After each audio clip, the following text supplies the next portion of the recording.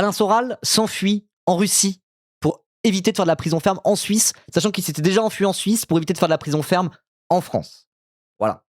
Donc on va lire ça. Les dessous de sa fuite vers la Russie, un article de Mediapart par Anton Rouget. Et ce sera l'occasion de parler un petit peu aussi de Soral, d'égalité et réconciliation, de son idéologie et de l'antisémitisme de l'extrême droite. Voilà. Savoir déjà pourquoi il est condamné. Il est condamné directement pour antisémitisme. Je crois qu'il est limite condamné pour appel à la guerre civile, quoi. Je crois que c'était au moment du Covid, en mode il a dit des trucs, limite il faut prendre les armes contre la juiverie organisée, quoi. C'est vraiment un genre de nazi, quoi. Et quand je dis ça, c'est vraiment un genre de nazi. Alain Soral, il ne cache pas sa sympathie pour Adolf Hitler et le Troisième Reich, quoi. Voilà. Ça se prononce Antion et pas Anton. Ah, c'est Antion Rouget, on dit. Je savais pas. Merci Kiagara pour ton 11e mois d'abonnement, merci beaucoup. Let's go. Non, on n'a pas encore lu l'article sur Bompard, on le lit juste après. Ce chien fait des passes à la FI. Oui, il est là en train d'essayer de faire des baisers de la mort, qu'il aille bien se faire foutre. Voilà. Salut Daimon, comment ça va? N'hésitez pas à offrir un sub à Daimon et à Journal Louise aussi, que des goats dans le chat. Donc n'hésitez pas à leur offrir des petits subs, comme ça, pour utiliser nos magnifiques émotes, comme le ninja qui danse et le Carl Olive, bien sûr, l'iconique Carl Olive. Ah, mais je peux pas aller dans. Voilà. Soral, c'est l'ancien pote de Dieudonné? Tout à fait. Donc ceux qui connaissent pas, je remets un petit peu de contexte. Merci Jimmy McGillily. Non, Jimmy McGillily. Merci beaucoup pour ton 8e mois d'abonnement. Remets un peu de contexte. Alain Soral, il s'est fait connaître effectivement à la fin des années 2000 principalement, et notamment quand il y a eu toute l'affaire Dieudonné avec. Voilà, c'était un petit peu après. Il s'est fait connaître un petit peu avant. Il a commencé à émerger vraiment à la fin des années 2000 et à devenir très très connu en faisant son beurre sur le complotisme antisémite, en gros, quoi. Et quand il y a eu toute l'affaire Dieudonné et que Manuel Valls est parti en croisade contre Dieudonné, et Dieudonné, il y avait encore pas mal de buzz à ce moment-là, puis le fait que le détestable Manuel Valls s'en prenne à lui, ça lui a donné encore plus de buzz. Il y a eu toute cette séquence où il y a plein de gens qui étaient en mode genre « Oh, bah, soutien à Dieudonné, il va se faire abattre par le système. Quoi, on n'a plus le droit de dire que les juifs contrôlent le monde ou quoi ?» La méta était dégueulasse à ce moment-là, c'était un peu insupportable. Et en fait, Dieudonné a emmené pas mal de gens dans son complotisme et son antisémitisme, parce que de base, c'est un humoriste talentueux et un humoriste très très apprécié des Français. Et après, il s'est rapproché d'Alain Soral, qui lui, vraiment, est un théoricien de l'antisémitisme. C'est un espèce de néo-nazi, quoi. Voilà. Et donc, ça a donné un énorme buzz à Alain Soral à partir de ce moment-là. Et en plus, Alain Soral, avec son site Égalité et Réconciliation, c'était une époque où il était très, très présent sur Internet. Et la gauche était assez peu présente sur Internet. Et donc, du coup, il y avait énormément de visiteurs sur son site. Sur Facebook, il avait du buzz de fou. Il faisait ses vidéos. Il y avait plein de gens qui se foutaient de sa gueule parce qu'il était un peu zinzin. Mais il y avait aussi plein de gens qui le suivaient ou qui le suivaient semi-ironiquement. C'était pas clair, quoi. Voilà, sachant qu'à la base, il vient de la misogynie. Effectivement, à la base, c'était vraiment un masculiniste. Les premières fois qu'il s'est fait connaître à la télé, c'était pour dire mais les femmes sont inférieures aux hommes d'un point de vue cérébral. Ah, je vais le faire en imitation. De toute façon, les femmes sont inférieures aux hommes. C'est pas une honte de le dire, moi je l'assume totalement. Je suis machiste parce que des grands jazzman, des grands écrivains, il y en a beaucoup chez les hommes. Les femmes, à part réussir à jouer du piano comme des petits singes savants et à lire une partition, il n'y a pas beaucoup de créativité. J'imite pas hyper bien. Mais de base, il vient de là, quoi. C'était un espèce de masculiniste, de misogyne, de machiste assumé. Et c'était aussi un antisémite dès le début. Il est passé par les rangs du Front National. D'ailleurs, il était au comité central, si j'ai pas de bêtises, du Front National. Merci Alien 6 pour le sub offert à Journal Louise. Et c'est le train de la hype, les amis. N'hésitez pas à donner pour le train de la hype. Je finis quand même de parler. On verra si on coupe au montage le train.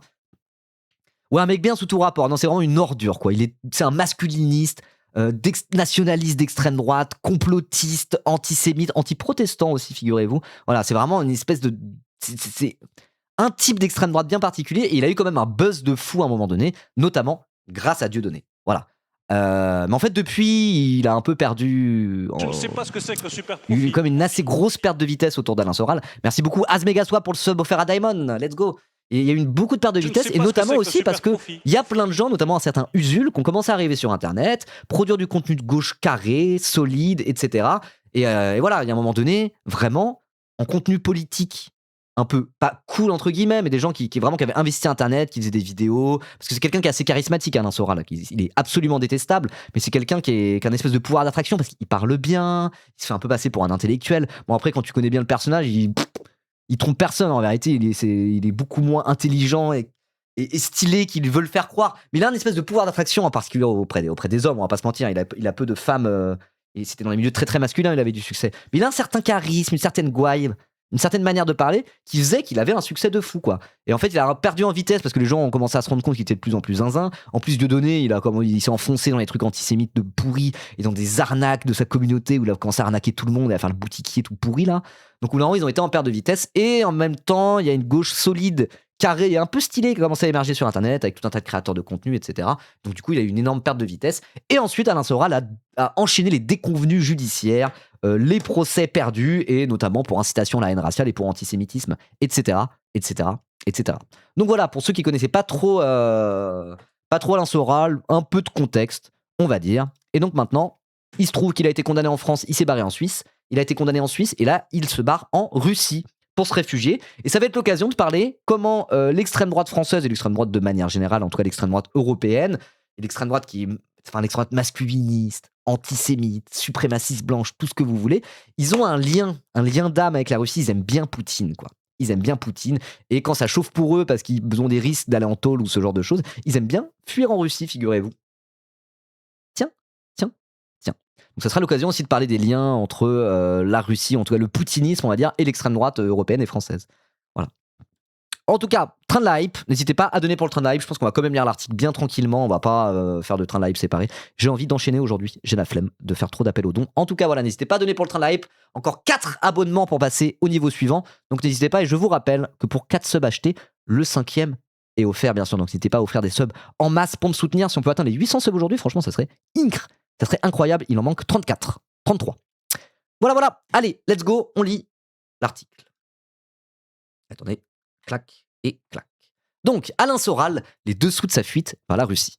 Le fondateur de l'association antisémite Égalité et Réconciliation s'était installé à Lausanne pour éviter la prison. L'influenceur vient de faire ses bagages pour Moscou, dénonçant auprès d'un de ses lieutenants la coopération de la justice suisse avec, je cite, la France juive. Du Soral dans le texte. Lui s'en cache pas, les juifs tirent les ficelles, tatati tatata, patati patata. Bon, il fait de l'apologie du Troisième Reich. Normalement, ça serait bien de se calmer 5 minutes. Merci Benjinko pour les 5 subs offerts, let's go. Et merci, il y en avait un autre juste avant. Et merci Solom Jimilk pour les 300 bits. Let's go. Tout le monde oublie, mais Soral s'est fait connaître sur Internet grâce à Radio 1518 de JVC. Il a été invité plusieurs fois vers 2010. Ok. Mais c'est vrai qu'il avait du buzz de fou sur tous les forums, et en particulier sur les forums de jeuxvideo.com. Donc c'est vraiment toute cette phase-là, pour ceux qui se souviennent, début des années 2010, vraiment, où t'avais Henri Delesquien qui faisait des trucs avec jeuxvideo.com, Soral qui avait du buzz, et tous ces petits trolls d'extrême droite, mascu bizarre, gamergate de cons, c'était une bonne partie de sa communauté, quoi. Voilà. Et le moment aussi il a perdu en perte de vitesse, il a commencé à avoir de la perte de vitesse aussi, Soral, c'est quand il y a d'autres influenceurs d'extrême droite qui ont commencé à lui voler la vedette, et notamment un certain Raptor. Le Raptor dissident. Déjà, le Raptor dissident, il est issu de jeuxvideo.com, et le fait de mettre dissident dans son pseudonyme, c'est pas un hasard. C'est Soral qui, pendant des années, se présentait comme étant la dissidence. Et genre, moi, je fais partie de la dissidence par rapport au pouvoir en place, au pouvoir médiatico-politique, judéo-servile. Voilà, c'est un petit peu ça, parce que c'est un antisémite. C'est vraiment, lui, c'est le cœur de son idéologie, c'est l'antisémitisme. Vraiment. Et bref, et donc du coup il disait je suis dissident. Et donc le Raptor dissident qui met dissident dans son pseudo, c'est pas un hasard. Et après il y a eu une espèce de clash Raptor versus Alain Soral. Alors c'était un peu rigolo à voir parce qu'il y avait notamment Soral qui avait fait un tweet un peu de légende. Le Raptor dissident avait dit oui, je provoque Alain Soral en duel à la boxe. Et Alain Soral avait répondu j'accepte la proposition de duel du Raptor dissident malgré mon âge avancé, 60 ans cette année, et le fait que la boxe anglaise ne soit pas ma spécialité.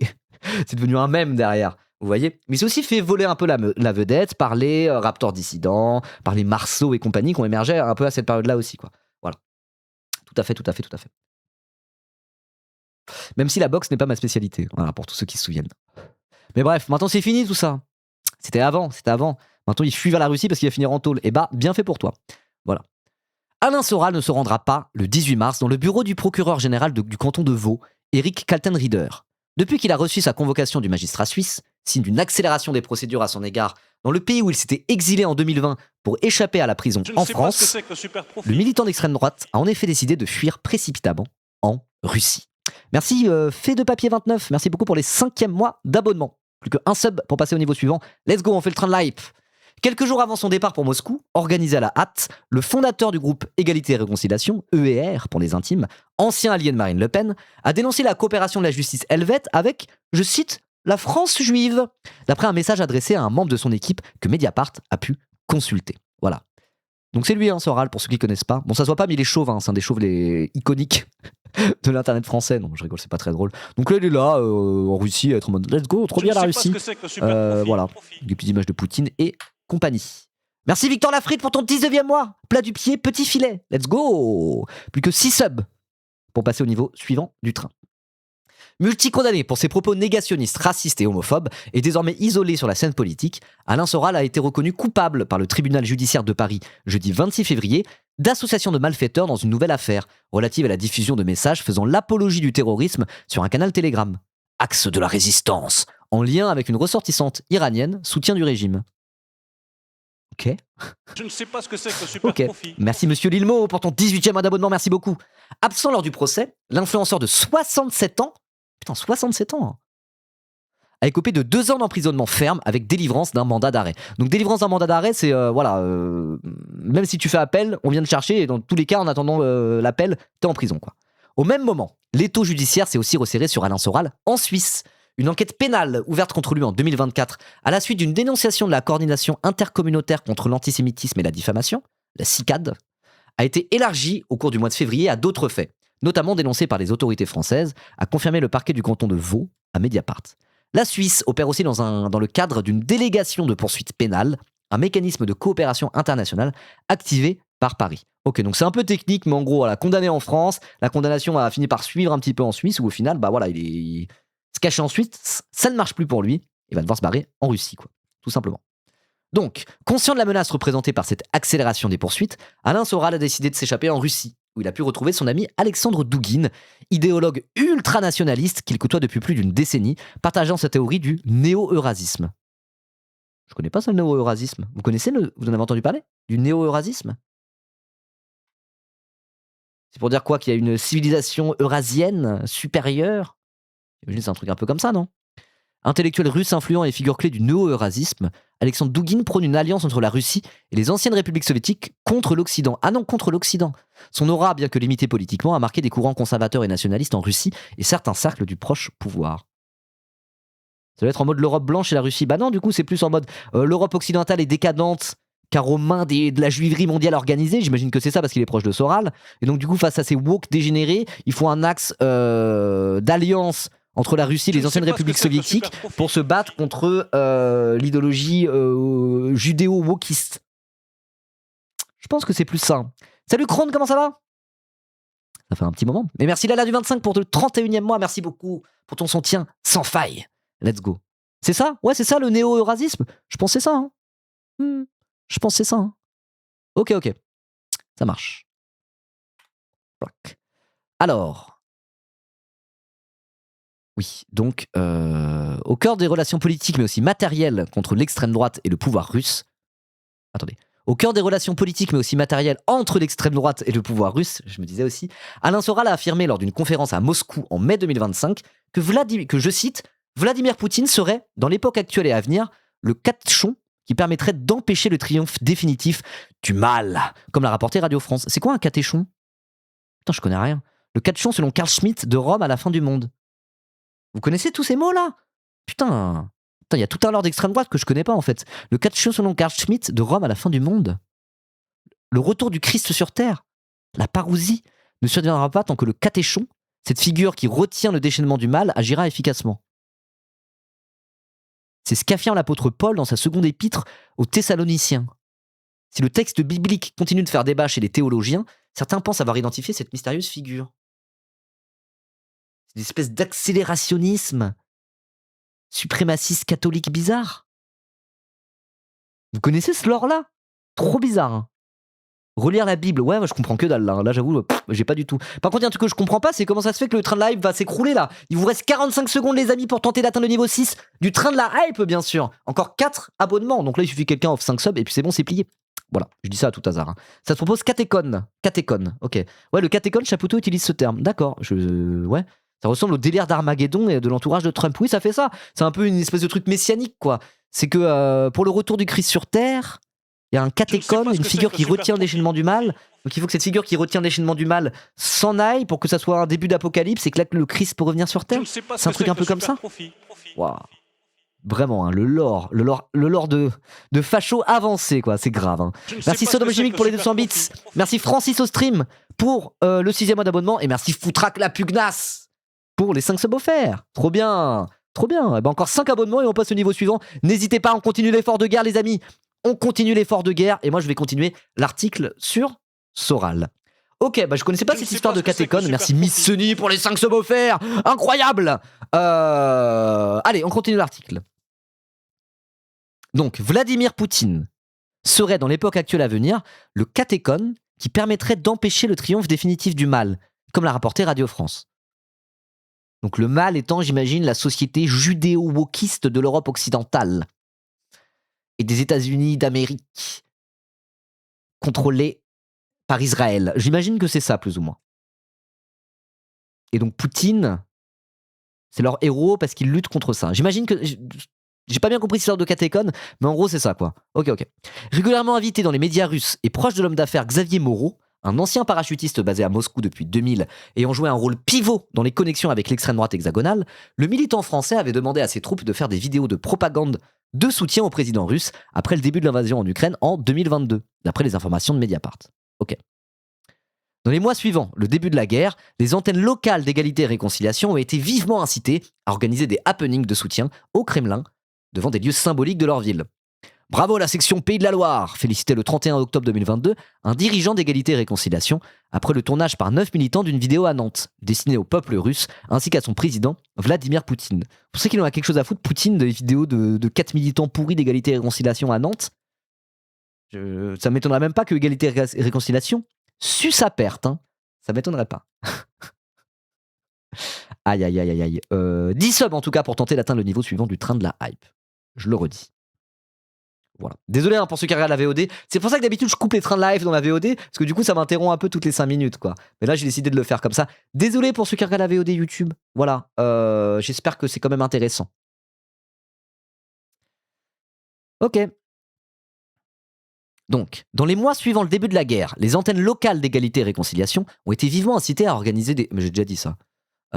Défi lancé aux sections restantes concernant la qualité globale, s'améliorer de vidéo en vidéo, poursuivait le militant dans son message. Bon, c'est que les vidéos devaient être bien nul à chier. À partir de novembre 2022, la société commerciale d'Alain Soral Contre-Culture, qui édite notamment ses livres, s'est aussi lancée dans la vente de bustes de Vladimir Poutine, 25 € l'unité. Alors Contre-Culture, c'est l'espèce de maison d'édition et de produits dérivés de Soral, et dès le début, hein, il avait Égalité et Réconciliation, avec à côté la boutique Contre-Culture, pour vendre tout un tas de merde et tout un tas de bouquins pourris, avec des trucs vraiment antisémites de fou, quoi. On avait fait un live pendant mon marathon de 24 heures l'année dernière, on avait exploré un peu la boutique Contre-Culture avec Onibaku, et c'était en mode genre... Oh waouh, ok. Bizarre, bizarre, parce que d'ailleurs c'est l'espèce de rouge-brun, Alain Soral, il se fait passer pour plus ou moins un marxiste à chaque fois, quoi. Il est en mode, moi c'est la gauche du travail et la droite des valeurs. C'est littéralement le slogan de son association Égalité et Réconciliation. Vous voyez? Et donc du coup il met 2-3 trucs vaguement de gauche pour se faire passer pour un marxiste bizarre, quoi. Vous voyez? Par contre il y a un seul bouquin qui est vendu sur sa boutique de Marx, et c'est sur la question juive, comme par hasard. Comme par hasard. Donc bon. Voilà un peu Contre-Culture. Hein. Ils vendent tout un tas de bouquins ultra pourris et ultra antisémites. C'est vraiment l'enfer. Hein. D'ailleurs, il était sur la carto de la gauche de Frontière. Tout à fait. Frontière l'avait mis dans cartographie de l'extrême gauche. Et il y avait Alain Soral à côté de Gérard Filoche dans les antisémites. Voilà. Marx était antisémite. C'est un peu plus compliqué que ça, mais je connais assez mal ce sujet. En tout cas, voilà.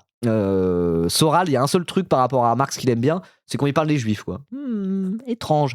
Sachant que bon, je crois pas que sur la question juive, ça va proprement parler directement antisémite, mais je sais plus. En vrai, je connais pas du tout ce bouquin. Voilà. Ils vendent les textes antisémites de Proudhon, ouais, voilà, aussi. C'était du early Marx, oui. Bref, allez. C'était du early Marx déjà, et c'est pas tant antisémite. Ouais, je sais pas. Je pense que ça peut être récupéré par des antisémites pour déformer un peu le propos et en faire des trucs, quoi. Voilà. Marx était juif dans tous les cas. Mais bon, après... Voilà, hein. Regardez un mec comme Zemmour. Zemmour, il est juif et il est pétainiste. Donc bon, parfois c'est plus compliqué que ça. Voilà, en réalité. Bref, allez, on reprend. Donc du coup, oui, Contre-Culture, ils vendent des bustes de Vladimir Poutine. Mais que à partir de 2022. Donc on va dire le virage pro-russe, on va dire, de Alain Soral et d'Égalité et Réconciliation. Il y a un peu un virage. Il était moins ouvertement pro-russe à l'époque. Et là, il est un peu en train de se reconvertir dans vraiment sucer Poutine à fond, quoi. Voilà.